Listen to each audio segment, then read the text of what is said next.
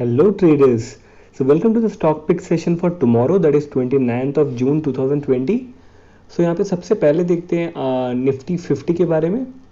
तो कल यहाँ पे जिस हिसाब से निफ्टी 50 का स्ट्रक्चर दिख रहा है, ये एक साइडवेज कंसोलिडेशन में था एक बड़े फॉल के बाद। यहाँ पे क्लियरली आपको दिख रहा है। ये 15 मिनट्स का चार्ट है। अगर मैं यहाँ पे बनाता हूँ ट्रेंड लाइन्स, तो आपको दिखेगा कि एक साइडवेज कंसोलिडेशन में था। Sort of A flag pattern है, आपको यहाँ पे दिख रहा है। देखिए यहाँ पे ये फ्लैग पैटर्न में धीरे धीरे साइडवेज जा रहा है। तो अब यहाँ पे एक चीज़ इंपॉर्टेंट क्या है कि निफ्टी अपना एक बार 10,500 यहाँ पे चेक करके आ चुका है, जो कि उसका रेजिस्टेंस है।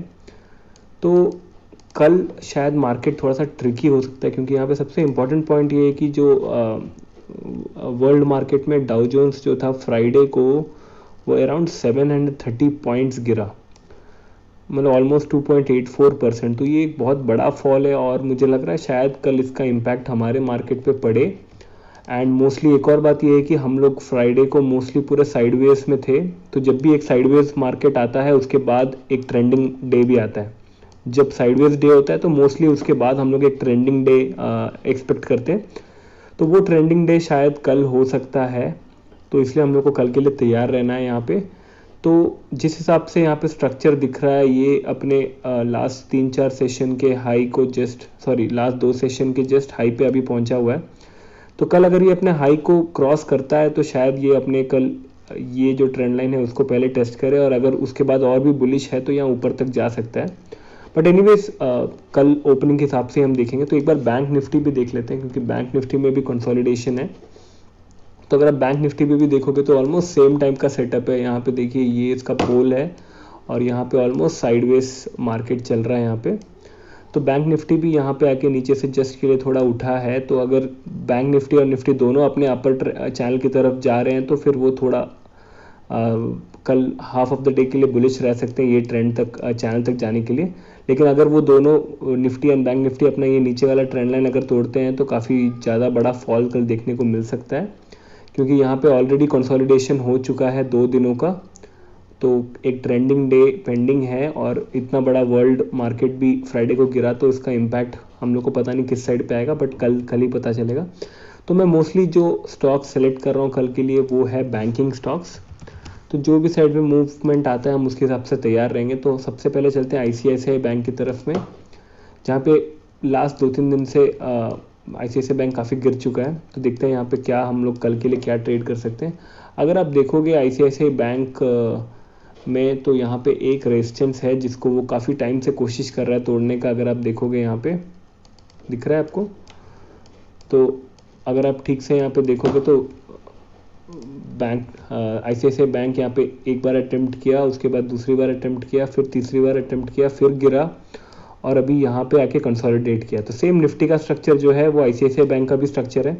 मैं आपको निफ्टी में जो स्ट्रक्चर दिखाया वो एग्जैक्ट स्ट्रक्चर यहाँ भी है, flag pole with a flag pattern. तो कल इस पे नज़र रखेंगे हम लोग, इसको साइड बाय साइड ट्रेड करेंगे। अगर कल Nifty and bank Nifty down है तो सबसे ज़्यादा इंपैक्ट ICICI बैंक में पड़ सकता है, क्योंकि सेम स्ट्रक्चर यहाँ पे दिख रहा है। इसको मैं 15 मिनट्स में लेके जाता हूँ। तो यहाँ पे आपको दिख रहा है क्लियर कंसोलिडेशन है, यहाँ पे लास्ट 2 दिन का कंसोलिडेशन है। तो यहाँ पे भी एक बड़ा मूवमेंट पेंडिंग है। तो हो सकता है कल ये शायद अपना रेजिस्टेंस को भी टेस्ट करने जा सकता है, नहीं तो फिर शायद ये ट्रेंड लाइन को तोड़ के नीचे भी जा सकता है। तो वो हम लोग को कल ही पता चलेगा। और मेरा भी यहाँ पे अभी फ़िलहाल कोई कन्विक्शन नहीं है कि मैं किस साइड पे ट्रेड कर रहा हूँ। मैं भी काफ़ी कन्फ्यूज़ हूँ। तो यहाँ पे भी एक बैरिश ट्रेंड लाइन है जिसको ये बार बार तोड़ने की कोशिश कर रहा है, और लास्ट में पता नहीं इतना क्लियर साइंस नहीं है यहाँ पे ब्रेकआउट का। तो कल का ओपनिंग से हमको काफ़ी कुछ क्लियर हो जाएगा कि अगर ये बैरिश ओपनिंग बुलिश ओपनिंग रहेगा तो ये कल अपना ट्रेंड लाइन तोड़ के पक्का वापस एक बार टेस्ट करने जाएगा अपने हाइस को। तो ICICI बैंक को कल अपने रडार पे पक्का रखिएगा, और ये वाला ट्रेंड लाइन ज़रूर बना दीजिएगा, क्योंकि ऐसे ट्रेंड लाइन्स आपको आप हमेशा हेल्प करेंगे। देखिए ऐसा अगर ट्रेंड लाइन बना देते हैं आप, तो अगर ये नीचे की तरफ ब्रेकआउट करता है तो आप उस हिसाब से ट्रेड कर सकते हैं। अगर बाहर की तरफ ब्रेकआउट कर रहा है तो आप उसके हिसाब से ट्रेड कर सकते हो यहाँ पे, ठीक है। तो ये हो गया ICICI बैंक जिसका स्ट्रक्चर था। और नीचे में अगर हम देखते हैं कोई सपोर्ट है, ट्रेंड लाइन सपोर्ट है। हाँ, यहाँ पे एक ट्रेंड लाइन सपोर्ट भी है। अगर मैं इसी को नीचे तरफ खींचूँ तो यहाँ पे देखिए ये अपने ट्रेंड लाइन सपोर्ट पे भी है ICICI बैंक।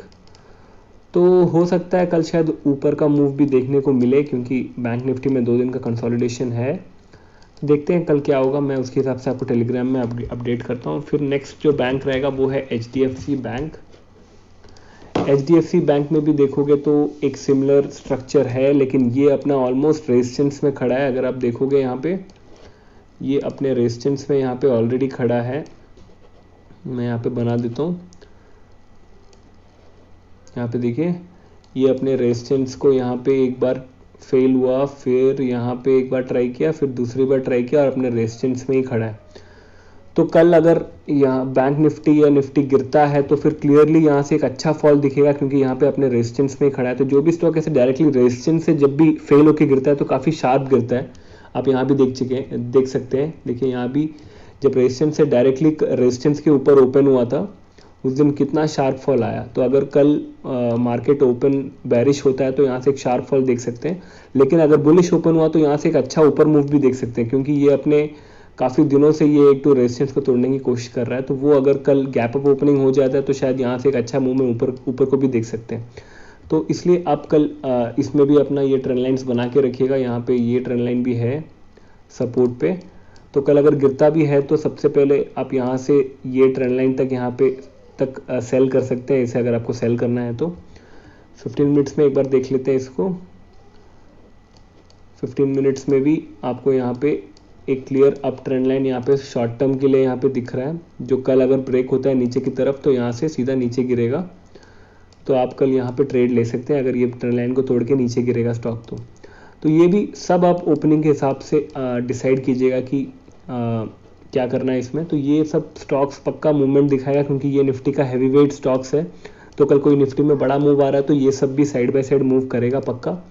तो ये हो गया HDFC बैंक। फिर चलते हैं कोटक बैंक की तरफ, जो कि लास्ट 2 सेशन से गिर रहा था। और कोटक बैंक में भी अगर आप देखोगे तो ये अपने एक रेजिस्टेंस की तरफ में है, जिसको वो 2-3 बार अटेम्प्ट कर चुका है। तो यहाँ पे अगर आप देखोगे तो ये रेजिस्टेंस को ये एक बार यहाँ फेल हो गया और फिर दूसरा अटेम्प्ट दिया, फिर तीसरा अटेम्प्ट दिया, फिर यहाँ पे नीचे में डबल बॉटम बना के जस्ट ऊपर उठा है। तो हो सकता है कि कल मुझे लग रहा है कोटक बैंक में शायद ऊपर जाने का थोड़ा सा पावर है। मैं 15 मिनट्स में आपको दिखाता हूँ। 15 मिनट्स में आप देखोगे तो यहाँ पे एक अच्छा कंसोलिडेशन होने के बाद ये यहाँ से एक ब्रेकआउट दिया है विथ वॉल्यूम। तो मुझे कोटक बैंक में कल थोड़ा सा भरोसा है कि ये शायद अपना फिर से रेजिस्टेंस को यहाँ पे टेस्ट करें, दैट इज़ अराउंड 1400। तो आप कल कोटक बैंक को उसके हिसाब से ट्रेड कर सकते हैं। यहाँ पे एक अच्छा रेजिस्टेंस, अच्छा वॉल्यूम दिख रहा है मुझे, वॉल्यूम ब्रेकआउट। तो ये हो गया कोटक महिंद्रा बैंक। और जो एक है जो नॉन बैंकिंग है मैं, लेकिन वो रिलायंस है, रिलायंस इंडस्ट्रीज़, जो कि एक मिनट, जो कि सबसे बड़ा हैवी वेट है जिसकी वजह से निफ्टी मूव करता है। तो रिलायंस में देखिए यहाँ पे क्लियरली ये जो है ये रिलायंस का एक सपोर्ट है। अपना ऑल टाइम हाई देने के बाद ये धीरे धीरे नीचे आके कंसोलिडेशन में चला गया था लास्ट 3-4 दिन से, 2-3 दिन से। तो उसके बाद अगर आप देखोगे तो यहाँ पे एक बेरिश ट्रेंड लाइन है, जिसको जहाँ तक मुझे दिख रहा है एक वॉल्यूम ब्रेकआउट यहाँ पे दिया है लास्ट 2 कैंडल जो फ्राइडे को दिया। तो अगर कल यहाँ से ये नीचे आता है और यहाँ से रीटेस्ट करके जंप करता है तो बहुत ही अच्छा है। कल रिलायंस के लिए हम लोग एक अच्छा बाई कॉल ले सकते हैं। बट अगर शायद मार्केट बेरिश है तो रिलायंस साइडवेज यहाँ से चले जाए या फिर यहाँ अपने आके सपोर्ट पे यहाँ साइडवेज चले जाए। लेकिन अगर कल मार्केट बेरिश है तो कल शायद हम लोग को रिलायंस में एक अच्छा मूवमेंट मिलेगा। और अगर मार्केट बुलिश है तो यहाँ पर रिलायंस में एक अच्छा मूवमेंट मिलेगा, नहीं तो फिर हमें साइडवेज मार्केट ही देखने को मिल सकता है। तो ये हो गया 4 स्टॉक्स जो हम लोग कल के लिए देख रहे हैं। और बात करते हैं स्टॉक्स जो मैंने आपको फ्राइडे के लिए दिया था। तो फर्स्ट स्टॉक जो मैं आपको दिया था बालकृष्णा इंडस्ट्रीज, देखते हैं। फ्राइडे वाले स्टॉक्स कोई भी उतने खास कुछ काम नहीं किया। तो मुझे जहाँ तक याद है मैंने आपको यहाँ पे फ्राइडे को यहाँ पे ये ट्रेंड लाइन के ऊपर बताया था कि ये ट्रेंड लाइन से अगर नीचे को फॉल करता है तो बालकृष्णा में एक अच्छा फॉल मिल सकता है। लेकिन उस दिन ओपन हुआ ही ये ट्रेंड लाइन के ऊपर में, तो इसलिए हम लोग यहाँ पे ट्रेड नहीं लिए, क्योंकि मैं यहाँ पे बेरिश व्यू रखा था। आपको क्लियरली बोला था कि बालकृष्णा में नीचे ये ट्रेंड लाइन के नीचे जाता है तो हम लोग को सेल करना है, बट वैसा अपॉर्चुनिटी नहीं आया। तो इसलिए बालकृष्णा में कोई हम लोग का कोई कॉल जनरेट नहीं हुआ। उसके बाद बात करते हैं बजाज फिनसर्व का, जो भी मैंने आपको बैरिश के लिए दिया था, मतलब सेल करने के लिए दिया था। और यस, इसको डिलीट कर देता हूँ। मैं आपको यहाँ पे क्लियरली ये ट्रेंड लाइन आपको बना के दिया था बजाज के लिए। देखिए यहाँ पे ये, हाँ, ये 25 जून मतलब थर्सडे को मैं आपको यहाँ तक ये रुका था, तो मैं बोला था ये ट्रेंड लाइन जैसे ही ब्रेक होता है तो आप सेल कर सकते हैं। तो बजाज फिनसर्व उस दिन क्या हुआ, वो मार्केट जो है मार्केट ऊपर ओपन हुआ और वो एक बहुत अच्छा अपॉर्चुनिटी था। इतना बड़ा जो यहाँ पे विक दिखा और यहाँ पे जो वॉल्यूम आया, वो एक बहुत अच्छा अपॉर्चुनिटी था यहाँ से सेल करके जाने के लिए। बट एनीवेज, अगर आप ये ट्रेंड लाइन जहाँ ब्रेक हुआ वहाँ भी सेल किए होने से तो भी बहुत है, क्योंकि देखिए ऐसा ट्रेंड लाइन जब भी है तब बड़े वॉल्यूम्स आते हैं ब्रेक करने के लिए, तभी वो ट्रेंड लाइन ब्रेक को आप वैलिड बोल सकते हो। तो ये जो बड़ा वॉल्यूम देखते ही हमको समझ आ रहा है कि ये ट्रेंड लाइन का रियल ब्रेकआउट था, कोई फेक ब्रेकआउट नहीं था। उसके बाद देखिए धीरे धीरे बजाज फिनसर्व नीचे ही गया। उसके बाद लास्ट 1 घंटे में कुछ थोड़ा सा एक बुलिश मूव आया था। तो ये था बजाज फिनसर्व। तो ये अपना जो बैरिश ट्रेंड लाइन है उसके ऊपर आ चुका है। तो अब मुझे लग रहा है शायद यहाँ भी एक अच्छा मूव देखने को मिले अगर कल बुलिश मार्केट रहता है तो। और जो नेक्स्ट स्टॉक था वो था अदानी पोर्ट्स, जिसमें मैं बाइंग के लिए आपको दिया था। अदानी पोर्ट्स में भी वो मूवमेंट नहीं आया जो हम लोग एक्सपेक्ट कर रहे थे। मैं आपको बोला था कि इस ट्रेंड लाइन के ऊपर जाता है तो हम लोग बाई करेंगे। तो इस ट्रेंड लाइन के ऊपर ये ओपन तो हुआ, लेकिन वहाँ पे सस्टेन नहीं किया और वहाँ से सीधा नीचे की तरफ चला गया वापस अपने पुराने कंसोलिडेशन जोन में। देखिए जो यहाँ पे कंसोलिडेट किया था काफ़ी दिन, वापस अपने उस जोन में चला गया और वापस यहाँ पे धीरे से एक अप मूव दिखा रहा है। तो जब तक ये अपने इस कंसोलिडेशन बॉक्स से बाहर नहीं आता तब तक अदानी पोर्ट्स में हम लोग कोई मूवमेंट नहीं देख सकते हैं।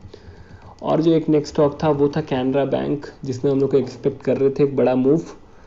तो उस दिन भी कैनरा बैंक में वो बड़ा मूव नहीं आया। यहाँ पे जो ट्रेंड लाइन था वो उसके नीचे ओपन हुआ, नहीं उसके ऊपर ओपन हुआ और वहाँ से धीरे धीरे ये अपने ट्रेंड लाइन के नीचे आके ब्रेक करके यहाँ पे घुस गया। तो कल अगर निफ्टी बैंक का दिन है तो मुझे लग रहा है कैनरा बैंक में शायद वो कल मूवमेंट वापस आए जो हम लोग एक्सपेक्ट कर रहे थे फ्राइडे को। अगर निफ्टी बैंक का दिन है तो हम लोग वो एक मूव शायद कल एक्सपेक्ट कर सकते हैं यहाँ पे। और फ्राइडे को क्या हुआ, फ्राइडे को था आईटी का डे। मैं आपको क्लियरली बोल रहा था निफ्टी आईटी में एक बहुत बड़ा मूवमेंट बचा हुआ है, लेकिन मैं काफ़ी पहले बोला और वो मूवमेंट एक्चुअली आया कल। आपको याद होगा मैं जब निफ्टी आईटी यहाँ पे था तब मैं आपको बोल रहा था निफ्टी आईटी में एक बड़ा मूवमेंट पेंडिंग है। तो उस दिन थोड़ा सा मूवमेंट तो आया था, उसके बाद फिर से दब गया था। और उसके बाद देखिए यहाँ पे जो नेक्स्ट मूवमेंट आया वो ऑलमोस्ट जो पुराना पेंडिंग मूवमेंट्स था, जो पेंडिंग था निफ्टी और निफ्टी आईटी के बीच में, उसको कवर कर दिया। यहाँ पे एक बार चेक कर लेते हैं। मैं कंपेयर करता हूँ यहाँ पे निफ्टी के साथ निफ्टी 50, और अगर इसको भी मैं यहाँ पे चेंज करके लाइन चार्ट कर लेता हूँ तो अगर आप देखोगे तो यहाँ ऑलमोस्ट जो पेंडिंग था वो ऑलमोस्ट रिकवर कर लिया। देखिए यहाँ पे जो मूव, यहाँ से जो पेंडिंग मूव था ये ऊपर चला गया, ये यहाँ से यहाँ चला गया, धीरे धीरे यहाँ गया और लास्ट में देखिए ये ऑटोमेटिकली आके निफ्टी को ज्वाइन कर लिया। तो ये एक बहुत अच्छा अपॉर्चुनिटीज होता है, आप हमेशा चेक करते रहिएगा इसे। जब भी कोई एक सेक्टर के साथ निफ्टी का जो अलाइनमेंट है वो बिगड़ता है तो वो एक बहुत अच्छा अपॉर्चुनिटी है आपको। बट आपको पेशेंस होना चाहिए उसको देख के बैठने के लिए। इवन मैं खुद ट्रेड नहीं कर पाया फ्राइडे को क्योंकि मैं उतना ट्रैक करके नहीं रखा था इसे। बट अब मैं पक्के से ट्रैक करूंगा और ऐसा कुछ मुझे मिलता है तो मैं पक्का आपको पक्के से आपको याद दिलाऊंगा कि ऐसा कुछ एक डिफरेंस आ रहा है निफ्टी एंड निफ्टी आईटी या फिर कोई और इंडेक्स के बीच में। तो ये जो गैप था यहाँ पे, ये गैप देखिए यहाँ पे ये फिल हो गया, ये जाके सीधा यहाँ पे निफ्टी आईटी के मूवमेंट के साथ मैच कर गया। तो ये हो गया कल के लिए एनालिसिस। तो आई थिंक आज के लिए इतना ही। अगर आपको मेरा एनालिसिस पसंद आया तो प्लीज़ चैनल को सब्सक्राइब कीजिए। और आज के लिए इतना ही। Thank you so much for watching. Keep learning, keep trading. Bye bye.